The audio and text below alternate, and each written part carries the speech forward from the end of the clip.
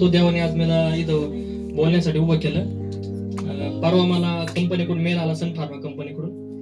त्याच्यात असं लिहिलं होतं का त्यांनी की तुझं प्रमोशन झालंय आणि तुला ऑन रोल ऑर्डरसाठी परमनंट ऑर्डरसाठी तुला ऑर्डर दिली आहे. तर माझा इंटरव्ह्यू व्हायचा होता, तेव्हा मी पास्टरांकडे आलो होतो. त्यांनी माझी प्रार्थना केली आणि तेव्हा त्यांनी सांगितलं होतं मला की तुझं काम झालंय म्हणून, तू निवांत राहा. आणि ते पूर्ण झालंच म्हणून देवाच्या नावाला मी आपला आभार मानतो. धन्यवाद येते प्रभूला.